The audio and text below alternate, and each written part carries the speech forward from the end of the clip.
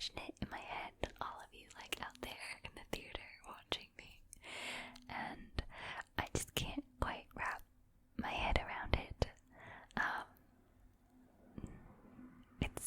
It's awesome. Alright. So I wrote them down. Let's see. So let's start with this one. Thank you, Birdo Bears. Just for some basic bio information like age, ethnicity, and height. So I am 26 years old. My ethnicity is definitely so like as a white Caucasian as you could probably get. As far back as my family goes, it's all like America.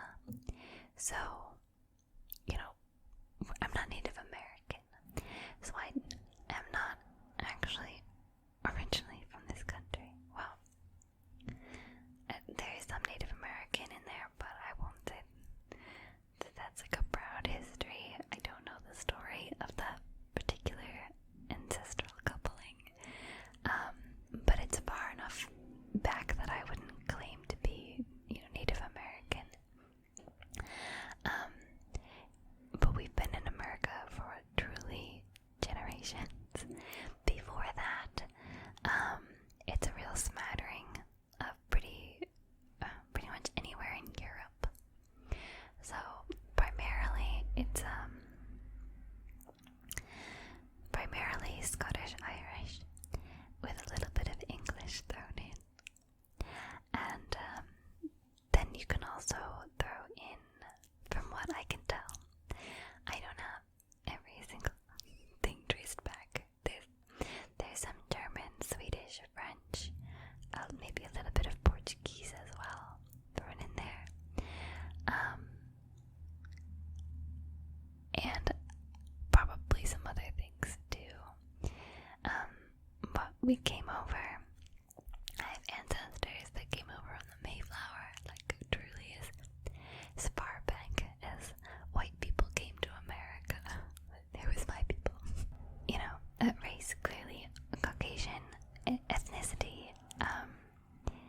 There isn't anything, I guess, more appropriate to say than American. Beyond that, I would say Scottish Irish. But even if this, I know this is a surprisingly long answer to a question like what's your ethnicity. But when I was a kid, I had like a real chip on my shoulder that I didn't have. Like this place I was from. Like kids do these projects in school about, your cultural heritage or something in your family, and you tell kids about what you do that's a tradition from that culture, or the foods you eat, and it's this whole project, and I never really had that. Or if I did, it was something that I just, like I had to research what people in Ireland did, rather than actually having it be a part of my family traditions. So I spent a long time when I was younger really like trying to force like cultural traditions into my life, from Scotland, Ireland, Sweden, places that I like had heard an ancestor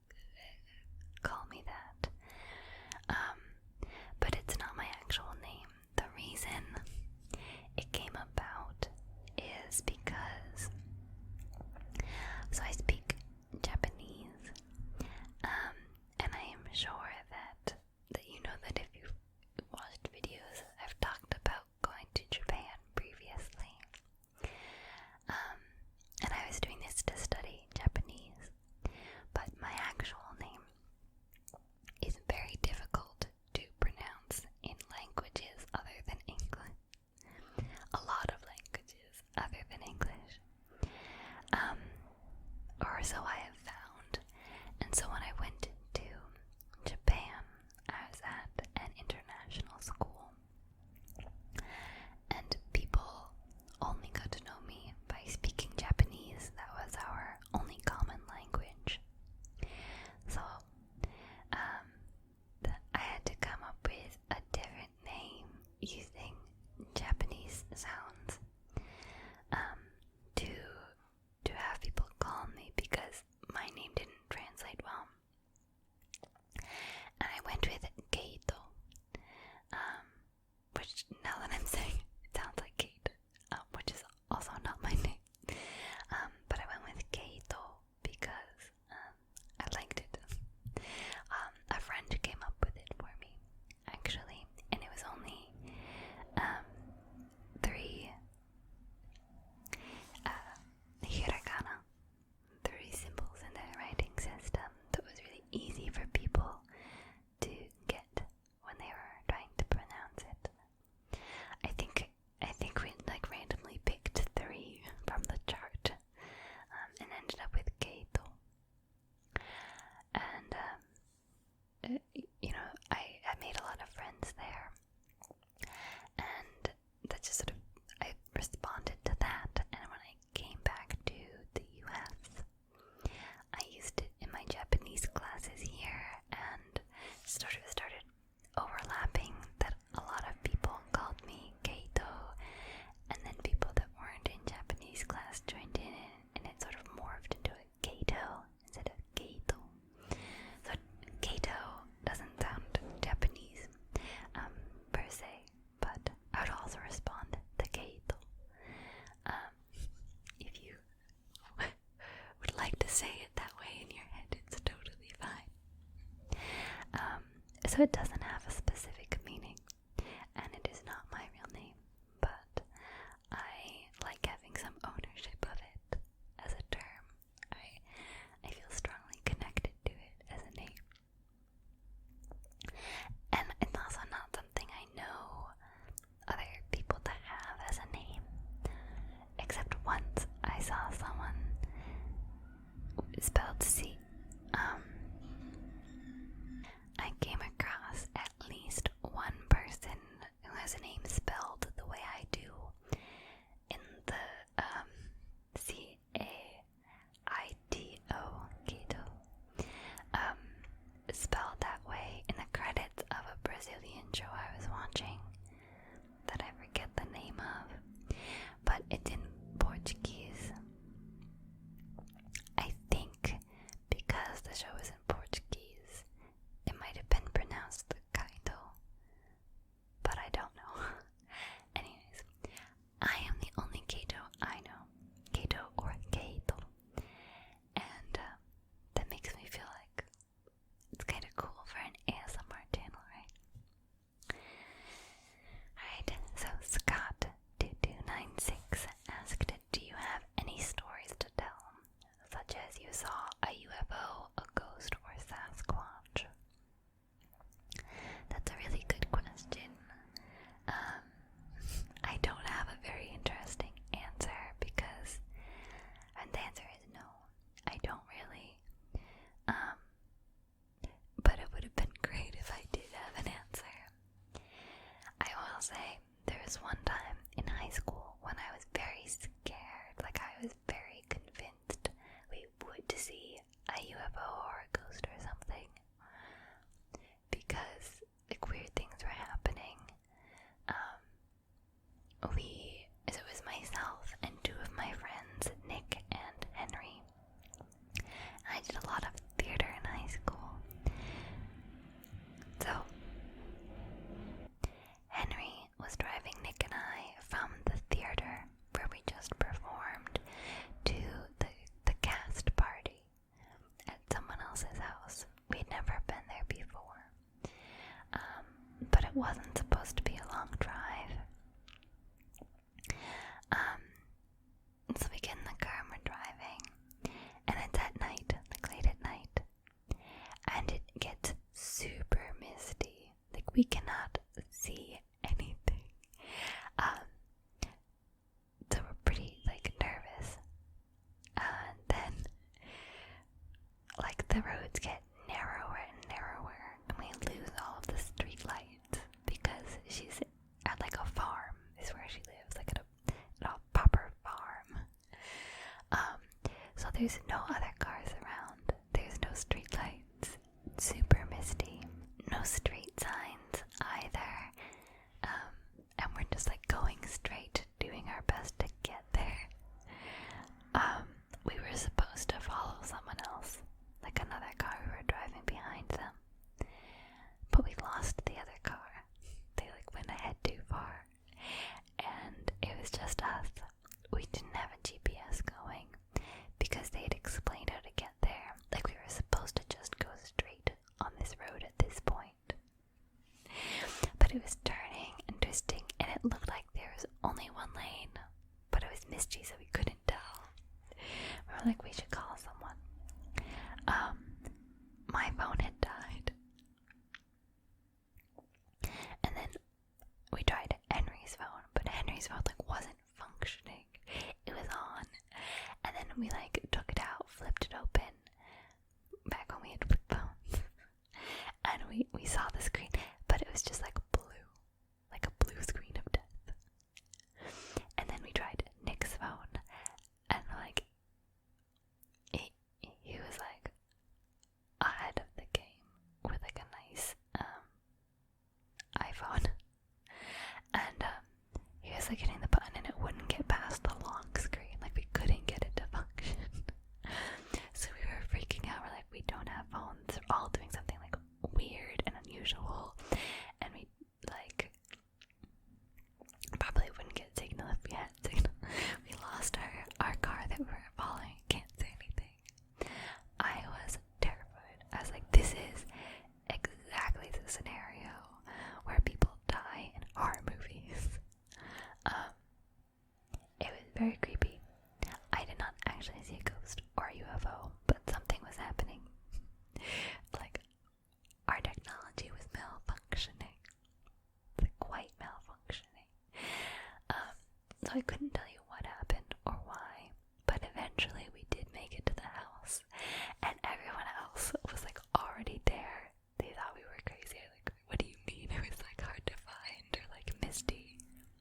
So something happened, but I don't know what. So I didn't see anything, but I guess that's my interesting story. It was fine driving back too. It was just driving there. Like, I felt like forever trying to get to this party. Next question from Bastian Ray. What part of the USA are you? And how did you decide to become an ASM artist? Thank you, my Chilean admirer. So, I am in the northeast of the US, which is where I am originally from as well, although I've moved about this in the Midwest for a little while too, for school. Go Chicago. But I am in the northeast, and how I became an ASM artist. So I've watched ASMR for a long time. When I went to graduate school, it was one of the few things that got me through writing my thesis, especially. I'd listened to it before that,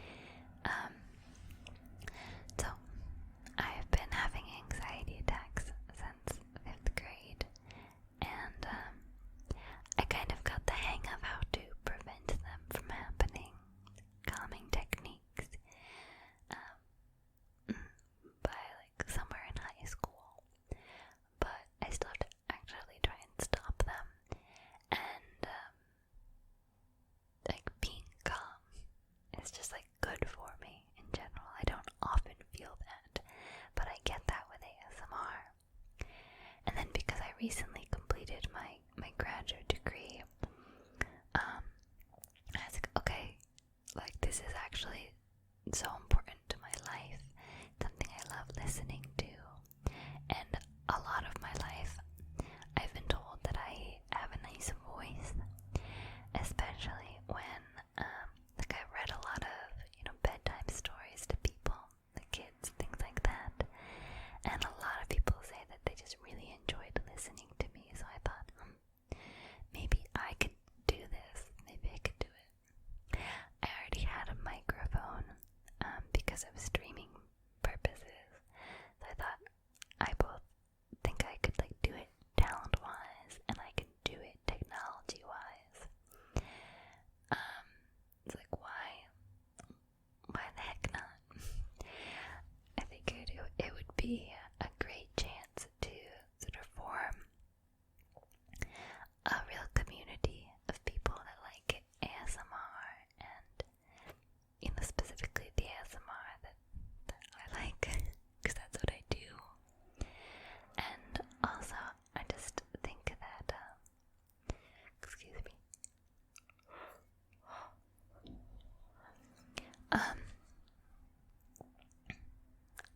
I think it makes me, like, I feel great doing it and knowing that it helps people. I like being able to use it as a creative outlet as well. It's something that I get great joy in coming up with video ideas for you. So a few more questions. I'll do what I can. Because on that same note, I've had people ask me if my family or friends know that I do ASMR, and if so, what they think about it. And the answer is yes, they do. Or at least, my immediate family, my parents and my sister know, and my boyfriend knows, and my friends, my close friends that I see regularly know. I don't personally have, I don't use social media in my personal life, which is probably part of why I'm bad at Instagram with my YouTube channel. So I don't know that many people know about it outside of those that I have told. Doesn't always come up in conversation. I will say that I don't think any of them watch ASMR themselves, but some of them already knew what it was. I've tried introducing them to it a little bit, and a lot of them are like, oh, this is interesting, but not my thing. Some of them think it's pretty weird, to be honest. My partner definitely very supportive, especially just in general. Very supportive of any kind of like content creation, and like, they know that I regularly film and edit and like put a lot of effort into the channel, responding to comments, but there's definitely misconceptions about what ASMR is, especially being a female doing ASMR content. I'm personally not, particularly interested in, like, there's definitely some content out there that I'm less interested in. But, I'm not trying to shame anybody for what they watch. I think everyone has their own thing that works for them. But for me, ASMR is very much a way to relax, to calm anxiety, to help sleep, to help focus. And I also find that ASMR artists that I like the most are people I feel a connection to, which is part of why I do so many whispering videos, and I wanted to do this video because I think having a person there, it's whispering, it's relaxing, you can like talk to them, like having a chat with you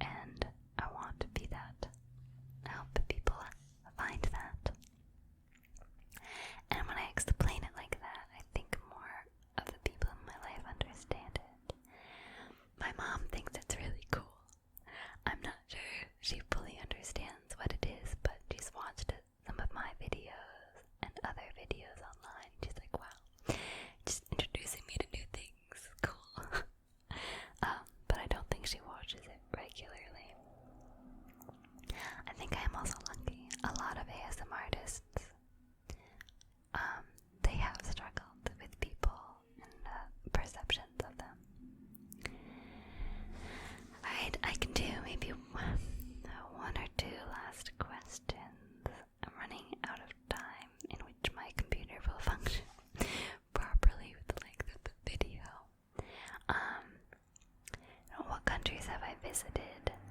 I've been to Italy and Japan, that's it. But I was in both of them for a few months at a time. What countries do I most want to visit? There's a bunch. I would actually love to go to Greece. I think if I picked somewhere, it's really hard. So when I was a kid, I always wanted to go to the UK or Ireland because that's where I felt, back to the ethnicity question, like a homecoming place. And I have a lot of friends there, so I would absolutely love to go there. But I think realistically, if I go to Europe, the most likely first stop country would be Greece. And I'd like to go to France as well, mostly because I'm trying to learn French. It's really hard to pick one, so I'm going to give you like a few. I'd really like to go to Australia. I'd love to go to Australia, another place where I have a lot of friends to stay with, and I'm just obsessed with like beaches. So anywhere along the coast is where I would be. I like surfing, things like that. In terms of South America, probably Brazil, because I learned Portuguese and it is the perfect place for me to learn. I'm not sure exactly where I'd go, maybe Sao Paulo or Rio de Janeiro, but probably Sao Paulo. And then, well, I think those are all top choices. And then, actually, that's not true. I really do want to practice my Portuguese. I'd most likely end up in Greece out of all those three, but the second most likely option is probably, depending on the time of year, Taiwan, again to see a bunch of my friends, or Thailand. In general, like sort of Southeast Asia. I love the food there, but it can get a bit buggy during summers and hot. So that one depends on the time of year. I think I would go there in the winter, and in the summer I'll give you one per season. Okay. I would go there in the spring. In the summer, I would go to... It's a good question. In the summer, I would probably go to Sao Paulo. In the fall, I would go to Greece. And in the winter, I would go to Australia. I think that's what I would do. So it depends on when I get a vacation. Right? I'm running out of time. The last one is just people keep asking about my favorite. So favorite color, animal, TV show, book, candy. Can't get through all, but my favorite color is purple. My favorite animal, I usually say it's a penguin. There's a story behind that I don't have time to tell. But certainly the animal motif most common in my life is a penguin. Favorite TV show, I have to think about that. If I do another video, I will tell you. Right now I'm watching My Hero Academia. I've watched a lot of the seasons, but I haven't watched the most recent one. So I'm rewatching the whole thing. My favorite candy, I've talked about. My favorite non-chocolate